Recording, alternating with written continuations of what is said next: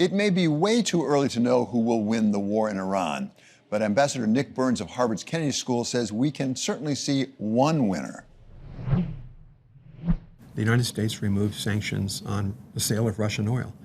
With oil prices now north of $100 a barrel, that's an immediate infusion of cash and confidence into the Russian economy. It's directly contrary to our interest, which is to see Russia suffer economically so that hopefully we can support Ukraine in the war effort.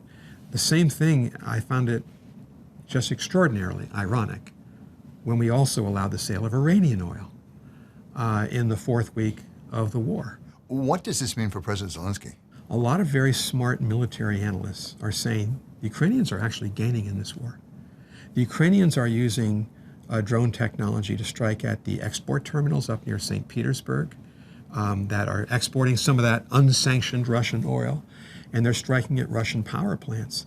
And it's not as if Ukraine's losing the war, which was President Trump's theory of the case a couple of months ago when he switched from the United States from supporting Ukraine to almost being President Putin's lawyer.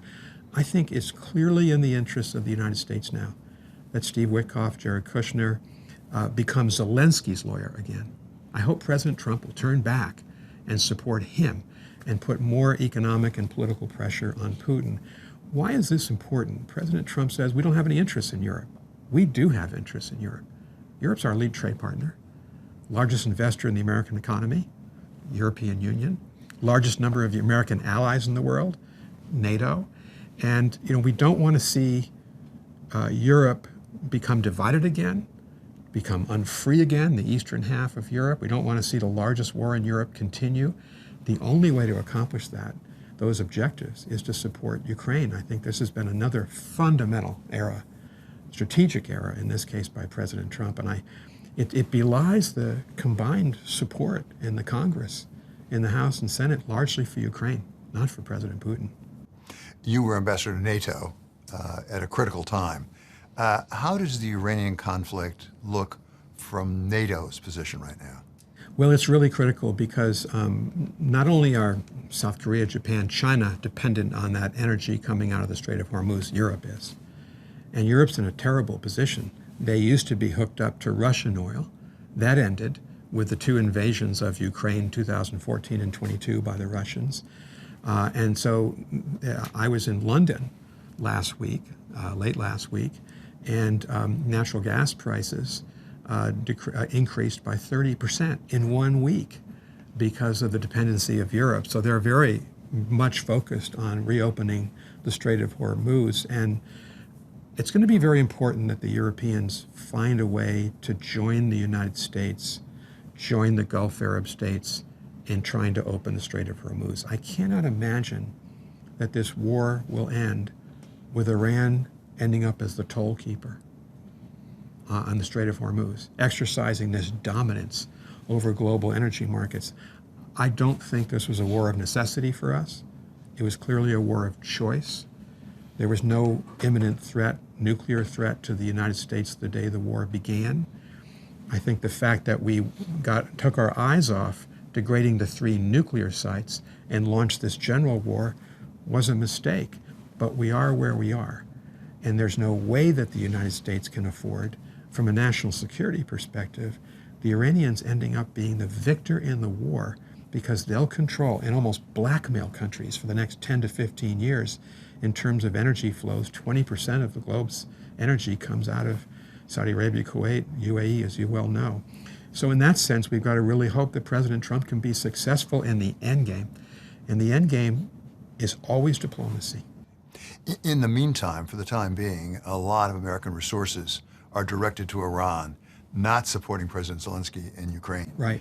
Is NATO in a position to step up to fill what is being backed off of by the United States? The Europeans do not have the firepower and the ammunition stocks and the missile stocks that the United States has had until this Iran war. And so they're trying their best because for all of them, this is an existential event. If Putin succeeds in Ukraine and gets away with his crime, he'll have to take a couple of years to retool his military.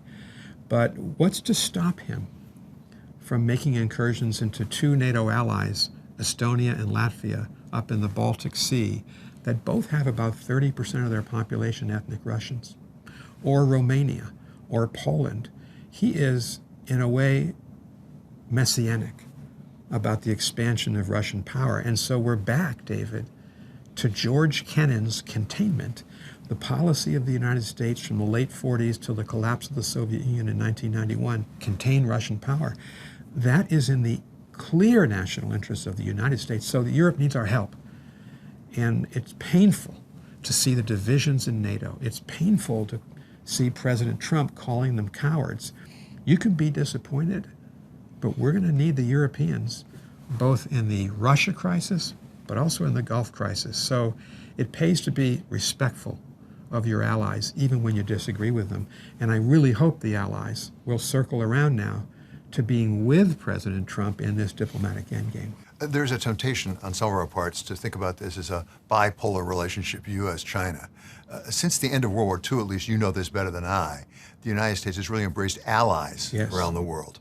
First to combat the Soviet Union, that you had something to do with, and now with respect to China. Where are our allies, and where are we with our allies, actually, in enlisting them? Well, here I think this is one of the fundamental errors that President Trump has made. He's been pushing away the allies. You know, I don't think he's an isolationist president by any means, but he's somewhat unilateral. He doesn't, you know, he's been talking down the allies. He's been extremely discourteous, for instance, to the British Prime Minister. We've never seen that before, going back to the War of 1812 in our history. And David, I think the fundamental lesson I learned, and I served Republican administrations, Democratic administrations, nonpartisan, is that the United States is almost always stronger working with allies than not. Our greatest threat as a country, domestic or foreign, in the next 10 or 20 years is, can we outcompete China? Can we compete and defend our interests, economic, technological, military, human rights in China, and yet not get into a war with China? If you measure the power of China and the United States, I should do this in the classroom with my students, I will next semester when I teach a great powers course, and you look at, okay, in a series of matrices, whether it's GDP or economic inventiveness, technological growth, soft power, they're pretty close. We and the Chinese are pretty close in total power. But if you add to our side of the ledger, Japan, India, our strategic partner, the Philippines, Australia, and then the degree to which the European Union is a factor in Asia, we are much more powerful than China. And so the lesson I learned is, be nice to your allies, respect your allies, because that's the American power differential. And I travel a lot in China. China has 14 neighbors. They have poor relations and border disputes with a great number of them. None of those neighbors is going to come to Chinese assistance in a global crisis. And I think, as you know, David, I was ambassador to NATO 25 years ago on 9/11. And when we, and New Yorkers know this better than anyone, this terrible tragedy in Lower Manhattan with the Twin Towers, the Canadians and the Danes and the Germans and the British, NATO came to our assistance. We invoked Article 5. They all went into Afghanistan with us, and the great majority into Iraq. So you can't buy at that kind of alliance these days, and Russia and China don't have them. So I do think the fundamental mistake that President Trump has made is to push them away, is to dishonor them, is to criticize them. And I hope he will have a second thought about that, because that's our great advantage over the Chinese and Russians.